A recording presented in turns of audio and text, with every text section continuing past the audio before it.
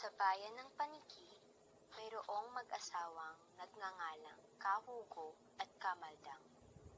Sila ay may isang anak at ito'y may kapansanan. Sa tuwing sila'y kakain, ay lagi na lang nilang pinag-aawayan ang paghuhugas ng pinggan.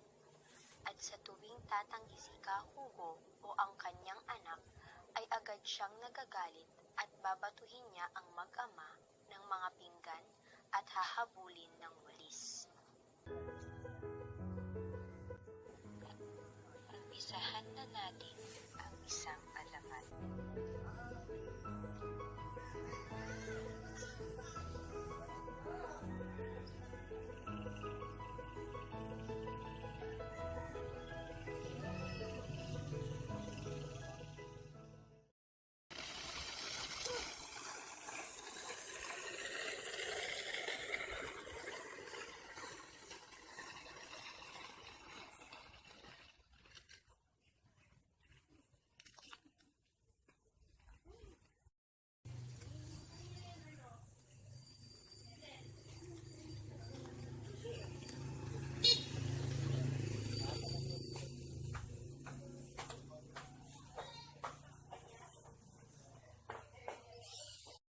Kakain na.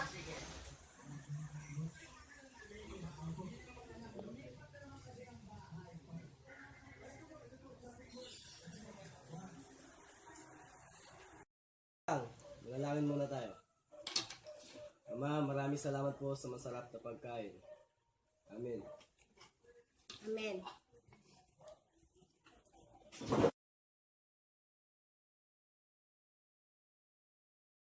Oh, tapos na tayong kumain. Sino maghugas ng pinggan? Hindi ako maghugas ng pinggan. Ako rin po, di na po ako maghugas ng pinggan. At sino? Huwag mo sabihin ako. Aba, buong umaga lang nagbibili ng palay tapos ako pa maghugas ng pinggan pag uwi rito. Huwag na rin po ako. Lagi ko na lang po nababasa ng pinggang hinugasan ko. Ikaw ang babae. Ikaw ang dapat maghugas ng pinggan dito. Diyan naman yung anak mo. Hindi mo ba nakita? Hindi ka ba nakakawa sa kanya? Alam mo may kapansanan siya. Sige, sabihin na natin may kapansanan siya. Ngunit anong gagawin mo pagkatapos ka magbilad ng palay? Mauupot, magpapahinga ka na lang? Mahirap ba yun? Bakit? Kung ikaw ang tatanungin, meron ba yung ginagawa mo? Wala kang ginagawa dito eh. Di ka tumutulong sa mga gawaing bahay. Ako nagluluto, ako naglalaban ng mga damit, ako pa naglilinis ng bahay. Tapos ayaw mo pang maghugas ng pinggan? Ikaw ang tamad. Kasi mga lakay. Teka, huwag mo akong paluin. Sumusobra ka na talaga. Napakatamad mo at makasarili.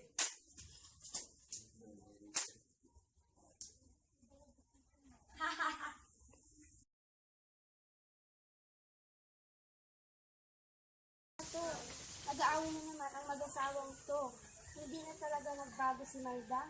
Mas lalo pang naging tamad. May chismis nga. Oo nga. Ano yun?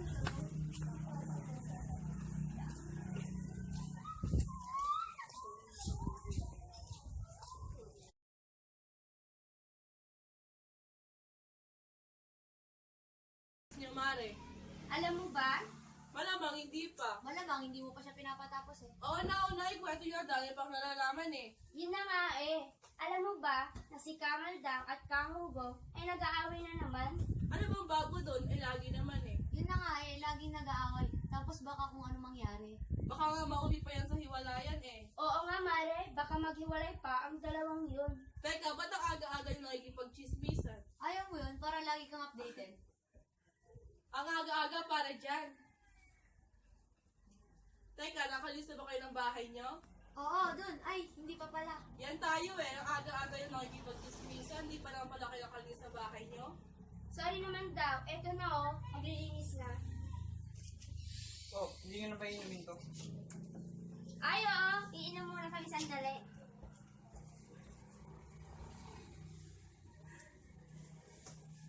Sige, Mare. Una na kami. Salamat, Mare. Sige.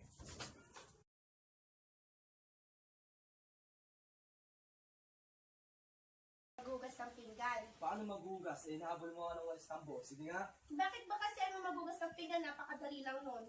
Yun naman pala eh, napakadali na nga lang, hindi mo pa magawa. Wala kang pakialam kung ayoko maghugas ng Wala pinggan. kang pakialam kung ayaw ko maghugas ng pinggan. Sino sa tingin mo maghugas ng mga pinggan natin?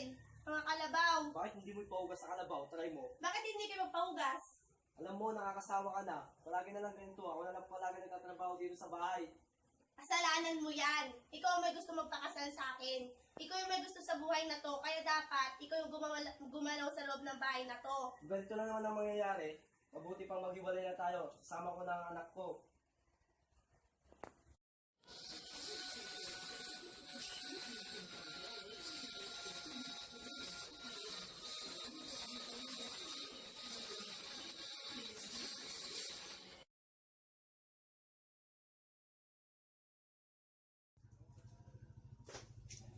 Mare, may chichismis ulit kami sa'yo. Ano yun, Mare? Alam mo ba na si Kahugo at Kamadang naghiwalay na? Ha? Anong dahilan? Sumusobra na kasi si Kamaldang. Lahat na lang ng gawaing bahay, inautos niya sa asawa niya. Magugas na nga ng pinggan, di pa niya magawa. Iuutos pa niya sa anak niya. Mabuti na rin yun para hindi na mahirapan si kumpare at ang kanyang anak. Sa sobrang pangit ng ugali ni kumare, pati tayo mga kaibigan at kumare niya, ay lumalayo natin sa kanya.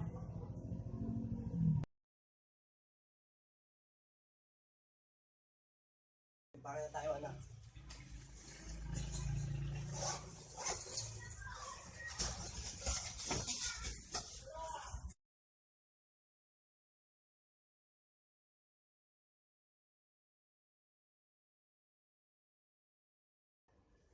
Ugo, umuwi na kayo ng anak natin. Alam kong marami akong pagkukulang at pagkakamali sa inyo, kaya humihingi ako ng pasensya. Napag-isip ko na akong babae, kaya dapat ako ang gumagawa sa mga gawaing bahay. Hindi ko na ipapasa sa inyo ang mga gawaing bahay, lalo-lalo ng pagbugas ng pinggan. Salamat naman at na-realize mo na din ang lahat. Hindi na naman ang kaibigan ko. Patawad. Ayos na, uwi na kami. Ang mahalaga, magbabago ka na.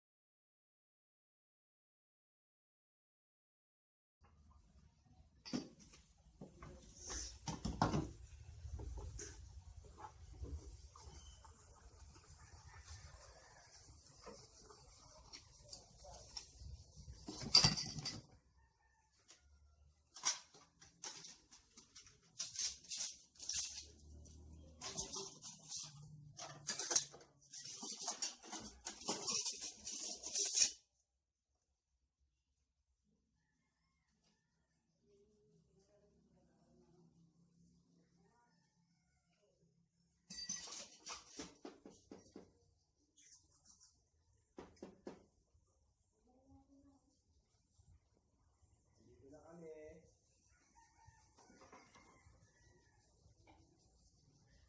Maupo muna kayo dyan, maghugas na ako ng pinggan.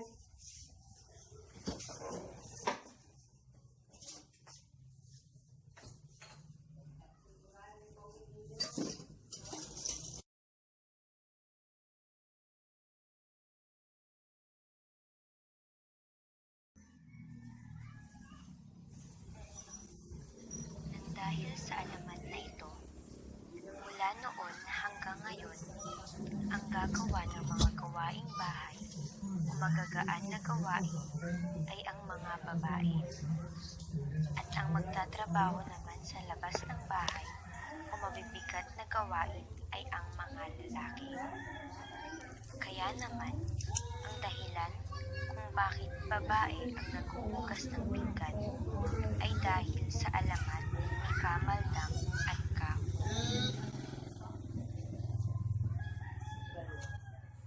Dito nagtatapos ang alamat kung bakit babae ang naghuhugas ng pinggan.